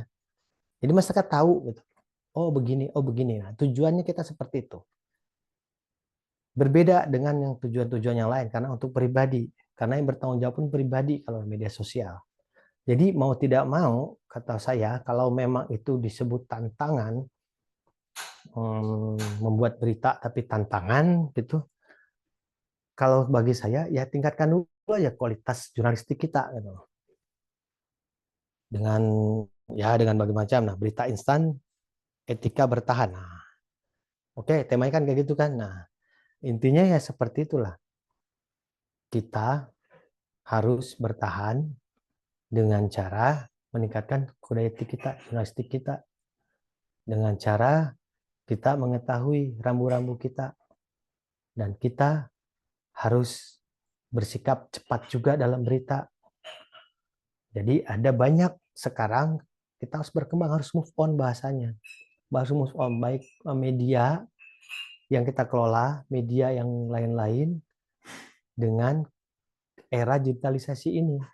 Karena media bisa punya digital. Berarti kan media massa, saya pas Jabar, media online. Tapi saya juga punya medsos, punya apa. Tapi kalau mereka punya medsos, mereka tidak bisa punya media online atau media televisi. Jadi kita bisa manfaatkan itu sebagai promonya media kita sebagai apa gitu loh. Masalah kecepatan berita yang membedakannya kita susah sekali karena mereka selalu cepat. Yang kita harus lakukan itu, oke, mereka viralkan dulu, silakan viralkan dulu oleh media sosial, oleh IG, oleh TikTok, oleh YouTube. Tetapi kita memberikan kepada masyarakat yang berbeda. yang lebih mendalam, yang lebih berimbang, yang lebih bisa dipercaya. Kalau kita melakukan itu terus, kemungkinan besar akan kembali ranahnya kepada masa-masa kejayaan media gitu loh. Media itu bisa dipercaya lagi akhirnya gitu. Walau memang ya saya mah tidak ini ya, tidak tidak munafik ya gitu loh. Kalaupun memang media mainstream saat ini memang masalah dulu itu kan adanya kepentingan pemilik media. Kita pasti ngikutin itu. Yang kedua, kekerasan terhadap wartawan. Masyarakat kita sebelum digital seperti itu, hanya dua itu aja. Kita ngikut alurnya pemilik media, dan kita di lapangan terancam kekerasan, bencana, kecelakaan atau apapun gitu. Nah, sekarang ditambah lagi keberadaan digital. Itu juga sangat mengancam kita saat ini gitu. Ya karena banyak juga yang memulai itu semua. Jadi industri pers kemudian yang terancamnya, dan persaingan kita tuh ya bukan lagi dengan media-media teman-teman wartawan saja, tetapi ya dengan netizen itu. Nah, ya kekuatan kita cuma satu, itu kualitas berita kita, kualitas diri kita yang melahirkan berita yang berkualitas. Seperti itulah, media-media sekarang kan sudah mulai melakukan itu. Tapi memang banyak juga yang saya sayangkan, karena di zaman-zaman sekarang ini ada juga media yang sebenarnya memberikan warna tersendiri yang disuguhkan. Ini maaf kepada media-media yang lain gitu ya. Saya hanya mencontoh karena saya di televisi. Mata Najwa itu tuh kan seakan-akan dia menjadi media tayangan yang memberikan kepastian. Orang mencari kepastian di Mata Najwa. Lalu orang mencari solusi di ILC, tapi itu semuanya sudah hilang saat ini. Dan mereka beralih ke media sosialnya gitu. Adanya di YouTube mereka sendiri gitu lah. Tapi kita masih bisa lah meningkatkan diri kita untuk mencari kualitas bermutu. Kalau bisa kita membuat media sendiri yang bagaimana media itu bisa bermanfaat untuk masyarakat. Ya kira-kira seperti itu, boleh kita diskusikan. Saya rasa cukup, Wi. Terima kasih, Wi. Mudah-mudahan berkenan, dan bila ada kekurangan, kesalahan, ada senior juga di sini, ada orang yang lebih tahu dari saya mohon izin dan mohon maaf sebelumnya. Terima kasih, Wi. Lanjut, Wi. Siap, luar biasa banget ya ini pemaparan dari Bang John nih dari awal, kemudian fenomena jurnalistik dari masa dulu sampai masa kini, dan kode etiknya seperti apa saja. Nah, buat teman-teman nih yang ingin bertanya lebih lanjut, boleh banget raise hand, atau by kolom chat juga boleh banget ya. Kita diskusi setengah jaman sampai setengah 10 malam nanti. Apakah sudah ada? Boleh, atau yang baru-baru ikutan join meskipun bukan jurnalis, terus baru tahu Belum. ada hal yang bikin penasaran atau masih bertanya-tanya, boleh banget ditanyain teman-teman. Oke, sambil kita nunggu para penanya nih Bang John ya, karena ini kayaknya teman-teman masih berpikir juga. Tim mau nanya nih, kalau dari pemantauan Bang John sendiri dari waktu ke waktu di tahun 92.000 sampai sekarang 2024 gitu ya Bang, apakah wartawan sini dari masa ke masa itu semakin baik dari berita gitu, ataukah ada penurunan degradasi seperti apa? Oke, Wi. Kembali nunggu yang lain ya. Jadi kalau memang seperti itu, saya bilang dua-duanya ada, Wi. Dua-duanya terjadi gitu loh. Karena mengikuti media massa, perkembangan media massanya. Jadi gini, dulu ada wartawan benar, ada wartawan bodrek. Itu ada istilah seperti itu ya. Ini biar tahu kita bukan aja gitu ya. Tapi kan wartawan bodrek itu dicirikan karena media-media buram gitu loh. Kalau sekarang mungkin disebutnya media-media online yang liar gitu loh. Nah, itu kemudian membentuk wartawan di lapangannya, jurnalistik di lapangannya pun sama gitu loh. Jadi ada istilah dulu mah wartawan bodrek gitu loh. Nah, ini sebenarnya kan tugas-tugas kita juga sebagai jurnalis waktu itu gitu loh. Sementara kita kan wartawan-wartawan yang benar-benar mencari berita. Ada juga oknum-oknum lain gitu loh. Tapi kalau jelas oknum pemerasan itu di luar itu. Kalau pemerasan itu di luar dari Dewan Pers, dia udah nggak ada kaitannya lagi kan. Tadi saya bilang kan wartawan dilindungi undang-undang, tidak bisa dipidanakan kalau dalam sebuah udah diproduksi sebagai berita. Tetapi kalau wartawan memeras itu pidanakan bisa gitu. Karena itu di luar dari produk beritanya. Kalau produk beritanya nggak bisa dipidanakan. Nah, seperti itu. Nah, perkembangannya kemudian IJTI, organisasi wartawan yang tadi saya sebutkan gitu, kita membuat uji kompetensi gitu. Walaupun sekarang berjalan dan masih banyak pro dan kontra gitu loh. Dan selain itu untuk pribadi wartawan-wartawannya. Artinya perkembangannya sudah jelas gitu loh. Sekarang wartawan harus ada 3 tahapan kan. Nah, Tiwi udah media mungkin ya. Saya baru media belum utama. Gitu. Nah, tetapi ini adalah proses kita memang sedang mencari jati diri bahwa profesi wartawan itu adalah profesi yang memang berbeda gitu loh. Ada uji kompetensinya, wartawannya dipilih. Dan memang kadang ada sekarang bahkan teman-teman media udah banyak yang S2 gitu loh. Dan lain-lain gitu loh. Berbeda dengan kualitas wartawan yang tadi itu memang ada juga gitu loh. Masih bertawan seliweran yang katanya itu istilahnya tuh ya ada wartawan bodrek, wartawan apa gitu. Masih tetap ada, tapi kan dengan adanya usaha kita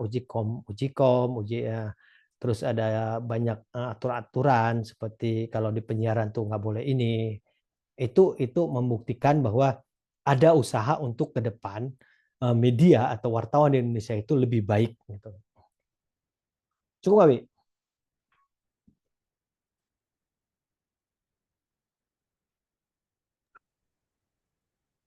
Siap, Bang. Jadi memang dari waktu ke waktu ini ada perubahan juga ya, yang semakin baik ada, tapi mungkin dalam beberapa hal juga ini masih menjadi PR kita bersama gitu untuk meningkatkan kualitas dari berita agar sesuai dengan kode etik.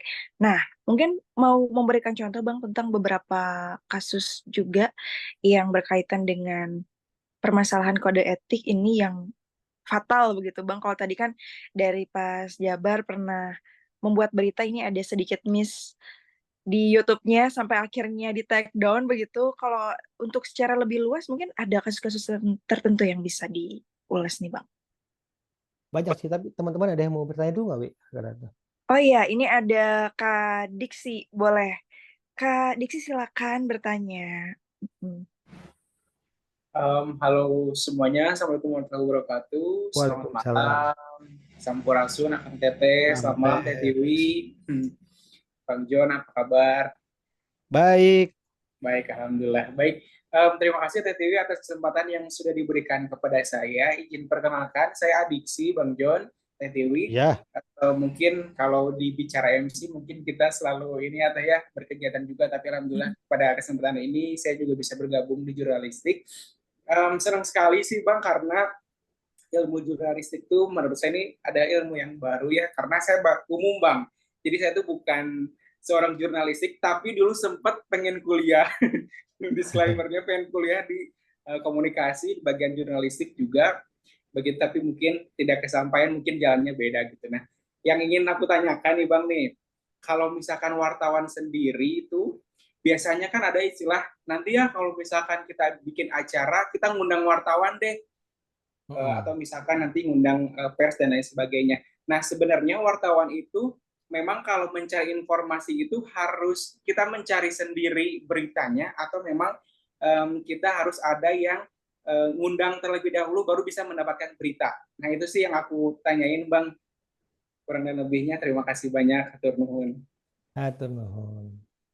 Ya, silakan Bang John, boleh langsung dijawab. Saya Adisi sekarang kuliah nggak?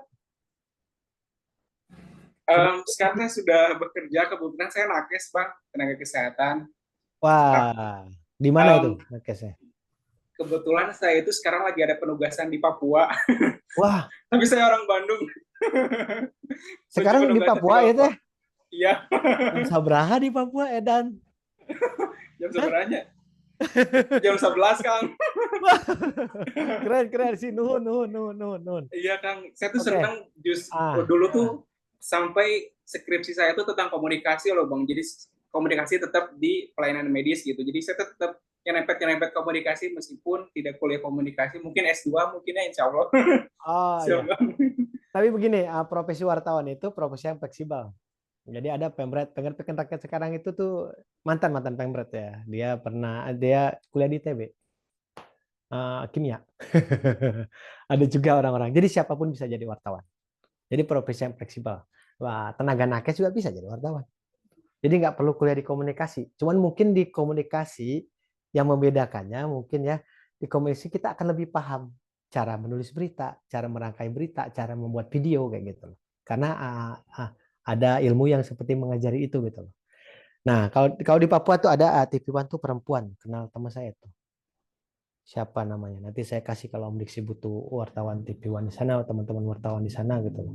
Nah, bagaimana kita mendapat informasi berita? Itu pengalaman, dari pengalaman. Jadi kalau wartawan baru, masalahnya itu dari beritanya kumaha, dapat dari mana informasi gitu.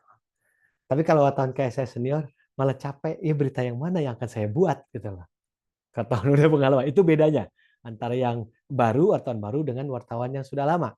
Kalau wartawan baru pasti dia pusing, udah jam deadline belum ada berita karena dia nggak tahu bagaimana kemudian mencari berita. Nah, kalau diundang ya syukur berarti dapat berita. Tapi kalau tidak ada undangan, pusing mereka pasti gitu loh. Tapi kalau yang pengalaman itu kita sudah tahu, bahkan kita dengan narasumber Kang Disi misalkan humas dinas di Papua gitu loh. Kan otomatis sering berkomunikasi sama saya. Nah, seperti itu. Jadi makin banyak kita bertemanan gitu loh. Ya, pertemanan wartawan itu keuntungannya tuh pertemanannya dengan siapa aja. Dari supir angkot, dari apa gitu loh. Sampai ke pejabat-pejabat, sampai gubernur Jawa Barat, saya akan gitu kan. Ini semua jadi sumber informasi kita. Atau kalau bisa wartawan kriminal, berarti dia diamnya di polisi, di Polda Jabar atau Polda Papua atau di mana. Nah, dia diam di situ aja. Diam di ke serse atau diam di apa, untuk pelaporan itu sama Pak itu sumber berita semua, yang kemudian ada penangkapan, ada kejadian apapun pasti laporan ke sana. Nah, itu pengalaman kalau yang sudah tahu itu pasti itu. Kalau kita berita di pemerintahan, di dinas kesehatan, berarti kita sering-sering lah ke humas dinas kesehatan. Kita dapat rilis, kita dapat acara, dapat apa itu kan bisa kita beritakan. Jadi sumber berita itu wartawan itu banyak dari mana-mana, tergantung dari kita melakukan pendekatan dengan narasumber. Karena tugas wartawan itu adalah membina hubungan dengan narasumber, itu adalah salah satu tugas yang wajib. Yang kemudian kita mendapat narasumber yang ya terus-terusan ada gitu loh. Terus-terusan dapat informasi. Termasuk juga kalau kita ada kejadian di lapangan, di tengah-tengah, saya itu kebiasaan itu kalau di banjir ada ibu-ibu korban banjir, saya minta nomor teleponnya Bu. Kalau ada banjir lagi, beritahu saya ya Bu. Dan senang ibu itu karena diwawancara tuh masuk TV gitu. Dan seperti itulah banyak sumber berita kita gitu loh. Tapi kalau peristiwa itu pasti kayaknya kita otomatis kalau sekarang apalagi zaman digital sangat membantu ada WhatsApp group. Jadi wartawan tuh punya WhatsApp group. Jadi ada yang tahu salah satu ada banjir di sini, nyebar semuanya datang beramai-ramai ke sana. Ada rilis di sini, ada dinas kesehatan nih mau ada rilis, ada temuan penyakit COVID, rame-rame ke sana. Itu sangat membantu gitu adanya WhatsApp grup sekarang gitu. Kayak gitu kayaknya seperti yang Rizky. Udah malam nih di Papua. Siap Kang, aman. Hatur nuhun pisan, saya masih antusias Kang. Iya, iya. Ya, Siap, alhamdulillah. hatur nuhun. Alhamdulillah. Ya, tapi tukar profesi nggak apa-apa deh. Boleh Kang. Saya pengen sekali Kang justru di jadi Ya, wartawan. ya. Tapi kalau konsep saya itu jurnalis ceria. Itu Ya. konsep saya gitu loh. Jadi profesi jurnalis itu ada pilihan gitu loh. Dulu juga saya itu nggak berpikir karena keluarga saya itu guru semua. Dari kakek saya, bapak saya, walaupun jadi PNS sekarang itu seperti itu. Tapi kemudian saya ingin bisa nulis, ingin mengungkapkan sesuatu kepada masyarakat, itu kepuasannya seperti itu. Kalau nakes kan mengobati orang sembuh, sembuh. Nah kalau saya mengungkap peristiwa, mengungkapnya bukan memberitakan aja, mengungkap. Nah, ada kejadian gini, ternyata di balik itu ada ini, lalu terungkap. Nah, karena berita kita, atau kita memberitakan orang yang susah. Di pas TV itu ada namanya Rakyat Rumahku, orang yang susah, kemudian kita beritakan, kemudian ada bantuan, itu kepuasan kita, gitu. Gitu, Adisi. Siap, Kang. Kang, satu lagi nih, Kang, saya Mohon, penasaran mohon, nih. mohon. Oh, punten ini mah, Kang. Penasaran begini, Kang. Kan kalau misalnya kita jadi wartawan, kita kan pasti ada narasumber. Terus narasumber tuh kadang kita kan ngajuin beberapa pertanyaan nih. Ada beberapa narasumber yang memang dia tidak mau untuk menjawab. Jadi hak dia untuk tidak menjawab.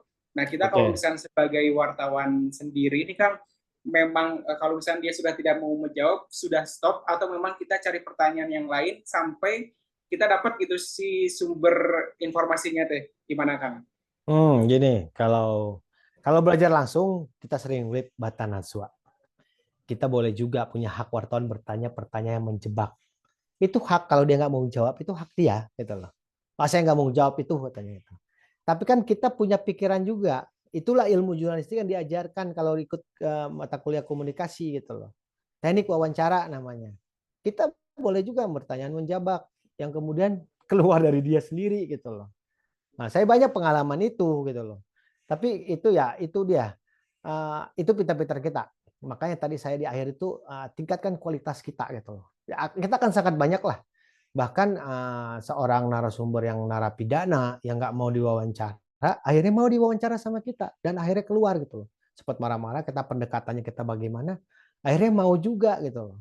Ya mungkin emang itu harus orang-orang yang jurnalistik yang berbeda, gitu ya, yang mempunyai kelebihan tersendirilah.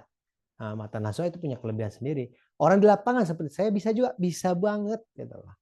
Banyak orang-orang yang kemudian saya bawa ke TV One ke Jakarta, dia bisa mau ngomong bicara itu, walaupun itu menyudutkan dia. Kasus Aceng Fikri itu saya yang bawa dia ke TV One. Ingat waktu Aceng Fikri cuma semalam, besok diceraikan lagi. Orang nggak ada yang bisa wawancara dia gini-gini, tapi pendekatan kita. Walaupun saya berkali-kali ditolak, maju terus. Lama-lama akhirnya ya karena pendekatannya caranya berbeda, dan saya memastikan bahwa ini Bapak harus bicara. Kalau tidak bicara, Bapak akan terus dibully sepertinya. Teruslah bagaimana lah kata caranya itu, akhirnya bisa, dan saya live dengan dia kemudian gitu. Itu bisa gimana kitanya. Tapi benar tadi Arisi, kalau dia nggak mau bicara itu hak dia. Boleh, kecuali memang dia sudah menjadi orang publik, dia off the record nggak boleh.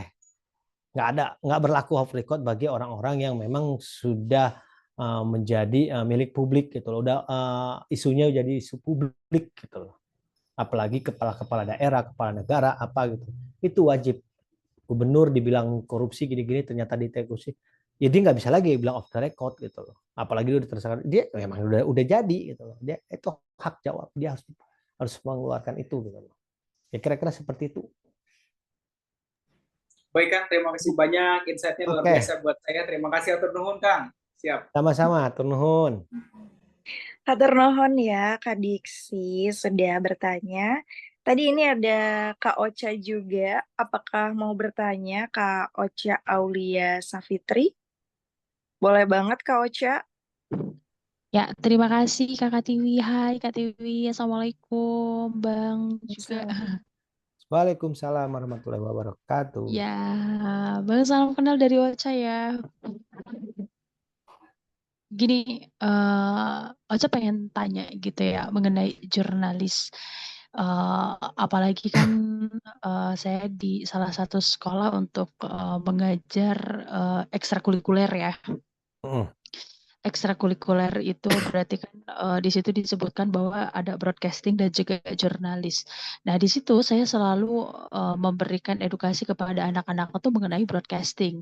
Karena sebenarnya jujur, saya tidak pernah punya sedikit pun pembelajaran tentang yang namanya jurnalis. Kayak gitu. Tapi saya sempat bilang juga bahwa saya lebihnya ke broadcasting aja deh karena jurnalistik tuh saya belum tahu harus pembelajarannya tuh harus seperti apa gitu kan.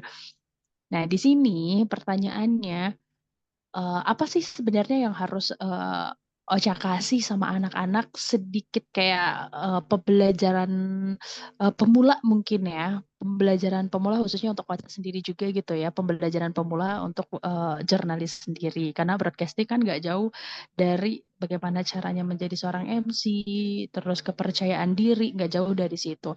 Cuman bagaimana sih caranya supaya saya sendiri bisa untuk ngasih materi jurnalisnya sama anak-anak kayak gitu loh. Karena saya sendiri bisa dibilang saya nol banget tentang jurnalis gitu. Terima kasih. Assalamualaikum. Waalaikumsalam.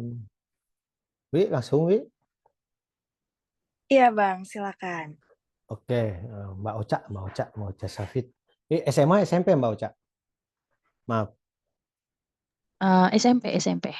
SMP ya. Ya, Ya. tapi gini, kalau saya mendengar saya nggak ngelihat Mbak Ocha ya, tapi saya tahu suaranya. Jadi Ah, iya enggak gitu. kenal, tapi saya ingin menyatakan suara Mbak Ocha itu suara presenter, suara penyiar radio. Ya nggak, Wi? Setuju nggak, Wi? Setuju. Lenyap, kayaknya Mbak Ocha sudah bisa mengajarkan anak-anak Mbak, murid-murid Mbak Ocha itu menyampaikan sesuatu, berbicara menjadi penyiar radio. Karena suara Mbak Ocha sudah pas untuk penyiar radio. Bagi saya ya, Tiwi juga penyiar radio, setuju tadi barusan Mbak Ocha. Itu dasar Oke. pertama, oke. Nah, Oke. iya, jangan-jangan sudah jadi penyiar ya, ngaku. Lagi belajar sih. Tapi intonasinya sudah enak, udah cukup lah Wi ya. Oke. Nah, kemudian SMP itu dasar aja Mbak, dasar aja. Jadi kalau saya di Pasjabar sini punya program Mbak, namanya mengajarkan membuat web konten-konten web katanya, atau membuat media online yang dimiliki oleh Pasundan gitu loh. Nah, jadi SMA Pasundan tuh kita ajarkan gitu loh. Yang Oke. kita ajarkan itu ya dasar, karena ada SMP, ada SMA di situ. Ya. Pertama, latihan menulis berita. Karena menulis berita, menulis makalah, menulis skripsi itu berbeda banget. Itu pertama, Setuju. untuk media online. Kalau Mbak sudah, mudah-mudahan kayaknya sudah bisa gitu loh. Tapi itu dulu yang kita ajarkan. Ya gampang lah ya, 5W1H kayak gitu gampang, kita teratur. Itu yang kita ajarkan dulu untuk media online. Nah, untuk televisi, broadcast itu bagian dari wartawan televisi, bagian alat-alat kita gitu loh. Jadi tidak terpisahkan broadcasting dengan jurnalistik televisi, itu tidak bisa dipisahkan. Jadi kalau dilakukan di situ broadcasting, artinya murid-murid Mbak itu sudah bisa menjadi jurnalistik televisi. Ngambil gambar audiovisual pakai kamera, pasti kan di broadcasting diajarkan. Artinya Ya. SMP itu sudah dilakukan gitu loh. Bagaimana kemudian kita hanya bisa memilah gitu loh. Karena orang broadcasting itu kan cara pengambil gambarnya berbeda. Nah, saya itu mengajarkan itu kepada SMA di Pasundan. SMA negeri juga sebagian sudah di Kota Bandung itu. Karena cara teknik pengambil gambarnya antara kameramen apa namanya sih, bikin profile gitu, untuk bikin film pendek atau bikin konten kreator itu berbeda dengan kita gitu. Karena kita ada rambu-rambu. Orang merokok kita dilarang. Kita ajarkan itu. Jadi kalau ada kerumunan itu ada orang merokok, kita nggak boleh kita kirim ke TV One, nanti saya kena tegur gitu loh. Atau Ya. iklan di sebuah ini, kita wawancara narasumber. Kan kalau anak-anak yang bikin konten, yang bikin copy-proper itu kan bebas-bebas saja mereka. Kalau kita diajarkan, tidak boleh iklan, misalkan di sini ada bacaan Samsung atau apa, itu tidak boleh. Seperti itulah, itu kira-kira seperti itu. Dan tekniknya pun jauh sekali, berbeda sekali. Kita gambar gambarnya harus cut to cut, mereka kan bisa follow, bisa apa kayak gitu. Nah, itu mungkin di ajaran kedua yang kemudian kita ada penyiar. Kalau penyiar TV nanti bisa tahu lah itu caranya lah. Tapi kita juga mengajarkan, ada TV yang mengajarkannya itu. TV dari bagian dari Pasjabar juga yang bisa mengajarkan bagaimana menulis berita radio. Nah, kalau saya juga mengajarkan bagaimana menulis berita televisi bahasa tutur yang kita lakukan. Jadi TV dengan cetak dengan radio itu berbeda bahasanya. Dan itu kita ajarkan. Dan saya rasa sebulan pun kalau itu berturut-turut dia akan menguasai. Tapi cukup sehari pun mengajari dasar itu bisa Mbak Ocha. Bisa ya? Bisa sekali. Kita bikin workshop 1 hari, mereka bisa karena saya akan membuat praktek-praktek kayak gitu. Jadi Mbak Ocha kepada murid-muridnya, buatlah praktek-praktek. Jadi bikin website, bikinlah praktek-praktek, langsung mereka terapkan juga setelah mendapat teori dari Mbak Ocha. Langsung kita terapkan begitu. Karena begitulah Mbak Ocha lah. Karena saya juga udah mengajarkan di Unpas, mengajarkan juga terakhir saya malah mengajarkan teman-teman S2 malah di Unpas. Bagaimana Wow. menggambar gitu loh. Gitu Ocha. Bisa ya kira-kira ya diterima ya? Insya Allah. Tapi kalau semisal memang untuk pembelajarannya seperti ini loh, Kang ya, untuk pembelajarannya kayak saya tuh kayak ngasih reportase sama mereka gitu ya. Oke. Reporter sama mereka dengan kegiatan-kegiatan sekolah. Contohnya kan sekarang sudah ada kegiatan kayak sekolah tuh kurikulum mereka dan adanya project ya atau P5. Nah, Ocha udah mulai ngasih ke mereka tuh kayak reportase. Reportase itu boleh mereka dengan berbentuk suara, tapi Ocha berpindah untuk jadi berbentuk tertulis. Karena ya Ocha cuma ngertinya seperti itu gitu jurnalisnya. Oh, mungkin jurnalis tuh dari bentuk suara pindah ke tulisan. Terus mereka tuh tinggal tempel-tempel di mading kayak gitu, kayak fotonya, kegiatan mereka reportase, kemudian mereka tempel-tempel di pading biar ya semua orang tuh biar baca. Itu benar atau enggak sih?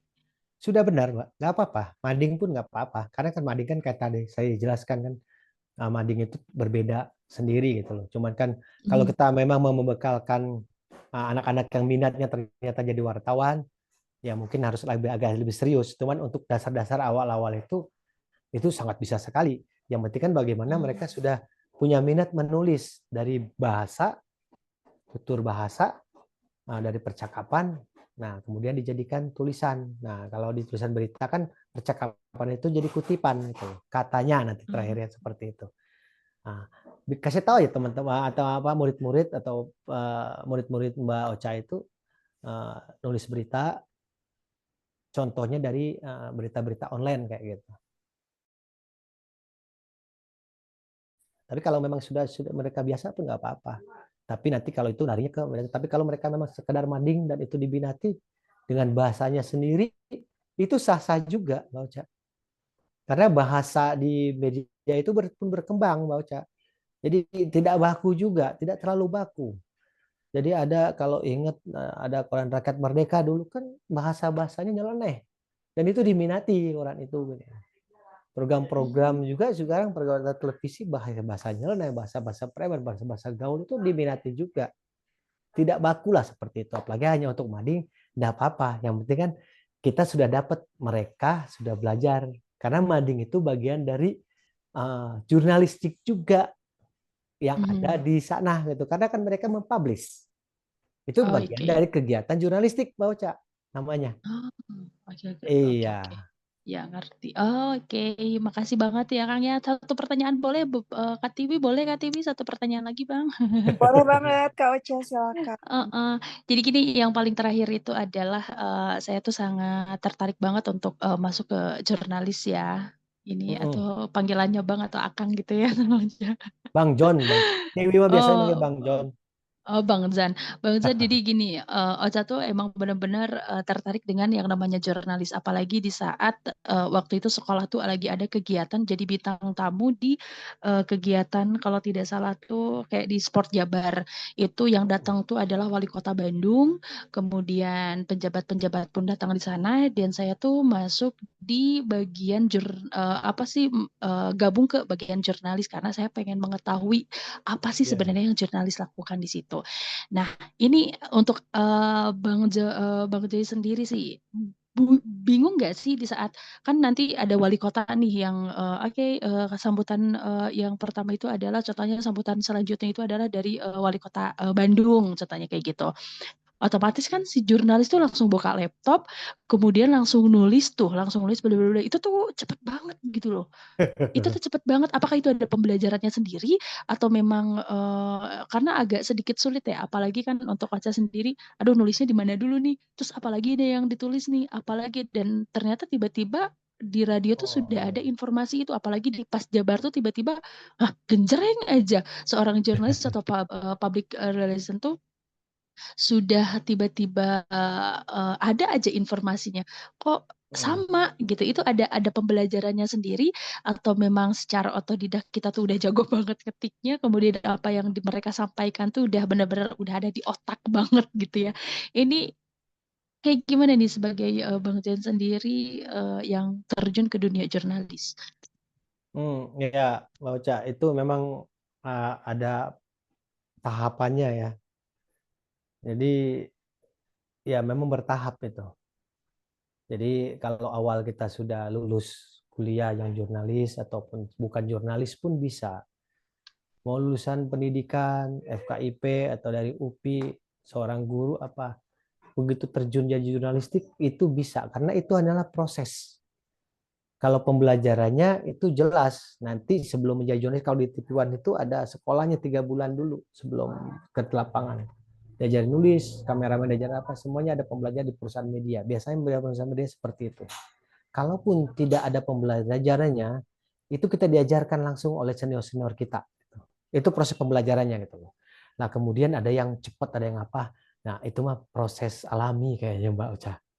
Jadi gini, nah kalau misalkan wartawan sudah banyak sering, wartawan-wartawan Pemkot, wali kota gitu, dia sering. Itu wartawan hafal, apa yang akan dikatakan, yang sudah pengalaman ya, yang sudah senior, yang sudah apa gitu. Itu akan tahu apa yang akan dikatakan wartawan wali kota. Sangat hafal sekali. Jadi saya kalau mau meliput Pak Jokowi, saya akan tahu sebelumnya. Saya akan mengira-ngira. Dan itu terjadi gitu loh.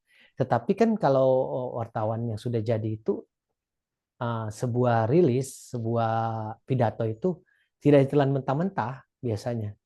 Dia mencari yang paling menarik. Jadi jangan semua dicatat. Nanti capek gitu.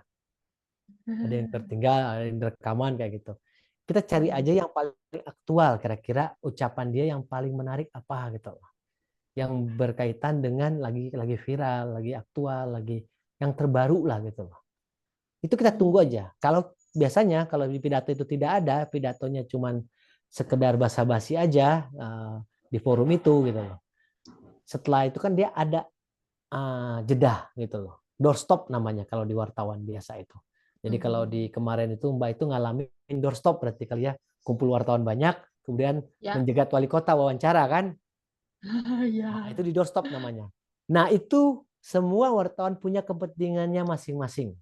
Ada yang mau nanya tentang kemacetan kota Bandung, ada yang mau nanya tentang ini, tentang ini, tentang ini. Kemudian yang jadi headline-nya, yang jadi paragraf awalnya, paragraf pertamanya itu adalah yang kepentingan media itu masing-masing. Kalau dia mau membuat isu tentang galian-galian yang sedang marak di kota Bandung tuh, ditanya ke wali kota, itu yang dia akan dijadikan headline-nya, yang akan judul besarnya. Seperti itulah kira-kira Mbak Ocha. Jadi itu mah pengalaman pribadi aja. Karena kalau pidatonya itu kita udah tahu hasilnya apa gitu. Oke.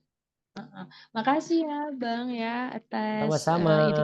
Masya Allah luar biasa sekali, ini pembelajaran terbaru juga, apalagi udah punya keinginan besar untuk jadi seorang jurnalis juga ya.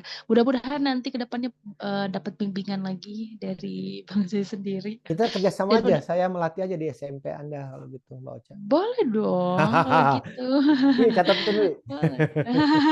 Boleh dong kalau gitu nanti ngasih. Alhamdulillah. Alhamdulillah Mbak. Boleh nanti dicoba bantuannya ya soal jurnalisnya ya Bang ya. Nah, Ya. makasih. Kak Tiwi juga makasih ya. Makasih. Assalamualaikum. Waalaikumsalam. Waalaikumsalam. Terima kasih Kak Ocha untuk pertanyaannya. Dan gak kerasa nih sudah jam 21 lebih 28 menit. Tinggal sisa 2 menit lagi Alhamdulillah. ya. Menjelang pukul setengah 10 malam. Teman-teman nih sebelum ditutup, apakah ada yang mau bertanya? Kalau ada yang bertanya boleh. Kalau tidak, tidak apa-apa. Kita hitung ya. 1, 2, Selesai. 3. Sepertinya sudah jelas dan Yeay. ya untuk malam hari ini. Begitu tadi sudah ada yang bertanya juga Kak Diksi dan Kak Ocha. Terima kasih banyak. Mungkin untuk closing statement Bang dari apa yang kita tadi diskusikan, seperti apa sih Bang? Oke, ada lagi closing statement, Wi. Ya udah gini aja, Wi. Karena saya lihat begini ya. audiens di sini itu kan uh, ternyata banyaknya orang yang belum paham jurnalistik gitu loh. Maksudnya sudah tahu jurnalistik yang tapi belum mendalami gitu loh. Atau mereka yang belum berkecimpung. Tapi kalau memang sudah ada, pasti dia nggak bertanya lagi ke saya. Dia pasti sudah paham dari saya gitu loh. Pasti ya, termasuk TV gitu loh, sudah paham gitu loh. Tetapi memang pada intinya semuanya, kalau memang kita berita instan, etika bertahan gitu loh. Ya memang kita dalam kehidupan semuanya itu memang harus beretika gitu. Dan yang harus kita pegang itu adalah etika kita yang dalam menulis, dalam menginformasikan. Nah, jika kita semua nanti jadi wartawan, jika kita punya mading, kita jadi nakes di Papua dan teman-teman yang lainnya semua gitu ya. Apapun yang kita berikan itu adalah untuk publik. Jadi kepentingan bukan untuk diri kita. Kita bicara jadi stamp paper belajar, itu untuk kepentingan publik. Jangan berpikir untuk kepentingan kita punya berita selesai gitu. Enggak. Nah, tapi jurnalistik yang berkualitas itu adalah bagaimana memproduksi berita, membuat berita, mengangkai kata-kata yang lain-lain itu untuk kepentingan publik semuanya gitu loh. Sehingga itu bisa menjadi informasi yang berkualitas kepada masyarakat. Efeknya positif sekali, selalu seperti itu gitu. Ya seperti itulah kalau kita menjadi jurnalistik. Tapi kalau teman-teman yang belum jurnalistik, mangga, saya punya waktu banyak, Tiwi juga punya waktu banyak, Pas Jabar juga punya waktu banyak untuk melatih teman-teman SMP, SMA, yang kuliah juga ada kan di sini, teman-teman kuliah pasti banyak juga di sini. Kita punya waktu sekali untuk menjadi jurnalistik, karena jurnalistik itu kembali lagi adalah profesi yang menjadi pilihan kita, pribadi kita. Dan bagi saya, konsepnya adalah jurnalistik ceria. Kita harus ceria dengan profesi ini. Gitu, Wi. Kayaknya, Wi.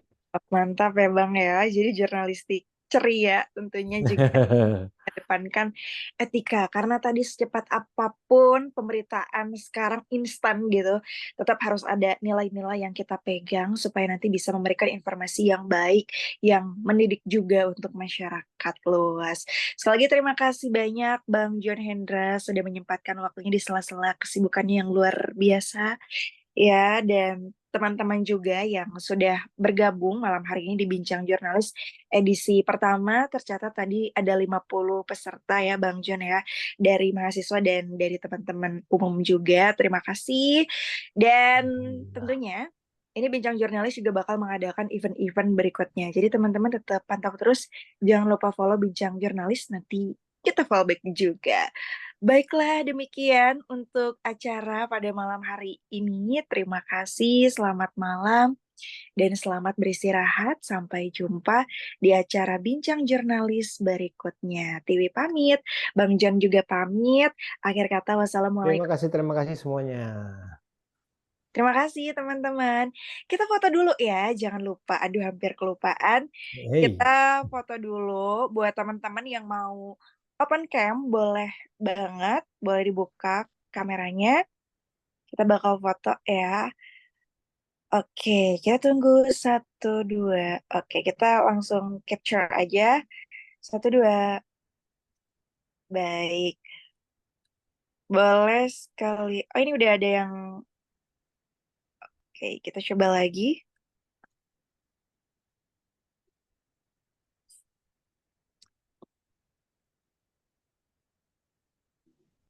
Oke, siap. Terima kasih buat teman-teman untuk acara pada malam hari ini. Sukses, sehat selalu. Sampai jumpa ya nanti di edisi berikutnya. Pantengin terus, ditunggu lagi loh kehadirannya. Selamat malam pokoknya. Lancar buat semua aktivitasnya. Selamat istirahat. Bye-bye.